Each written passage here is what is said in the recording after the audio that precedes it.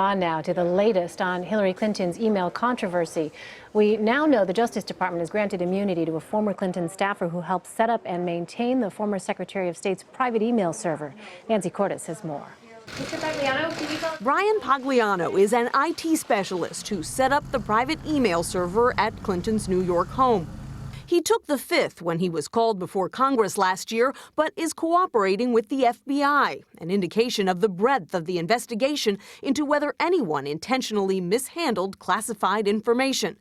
The Clinton campaign said today it is pleased that Pagliano is helping with a case the FBI director, James Comey, acknowledges is uniquely sensitive. I am very close personally to that investigation to ensure that it's done the way the FBI tries to do all of its work, independently, competently, and promptly.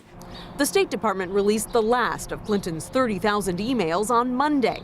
More than 2,000 of them contained information now considered classified, providing fodder for Republicans. Because what she did was a criminal act she shouldn't be allowed to run, okay? White House Press Secretary Josh Earnest disputed that.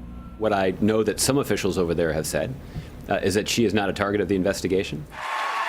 In New York last night, former President Bill Clinton argued the email controversy has made his wife more relatable. I saw this remarkable story by a woman who said, you know, I never really was enthusiastic until I read her emails. And it made me appreciate how really good she is as a human being as well as a public servant. But the question at the heart of this FBI investigation is why a public servant would need to communicate solely via private email. Elaine Clinton's top aides and even the candidate herself could be interviewed by FBI agents in the coming months. Nancy, what might the FBI want to know from Pagliano?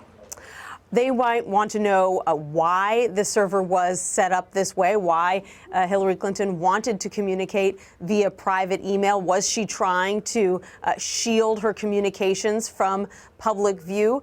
They might want to know whether there were any breaches on the server.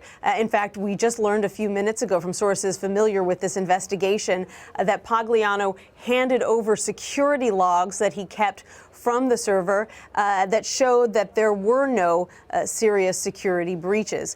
So those are the kinds of things that they want to know from him, the kinds of things that he would be in the best position to share historically what happened, especially because he sort of was at the nexus of Clinton world and the State Department. He worked on Hillary Clinton's 2008 presidential campaign. He worked at the State Department and he worked for the Clintons personally.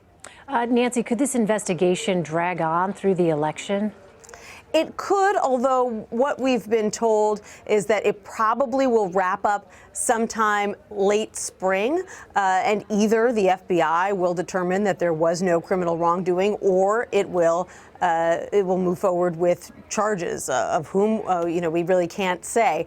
So certainly the case itself could drag on if there are any indictments, and even if, Elaine, the FBI does determine that there was no criminal wrongdoing, there are still other cases out there. There's a lawsuit taking place in which a judge has recently said that Hillary Clinton's top aides should testify under oath about why the server was set up this way. And the State Department's doing a review, and the intelligence community is doing its own review. So clearly there's going to be lots of fodder for Republicans all the way through November. Yeah, I mean, if Donald Trump becomes the Republican nominee and Hillary Clinton becomes the Democratic nominee, he's obviously going to hit her on this all the way into November. How would she handle that? Well, she'd probably have to bring up his legal problems. For instance, the lawsuits that he's facing over Trump University, lawsuits that he has faced in the past.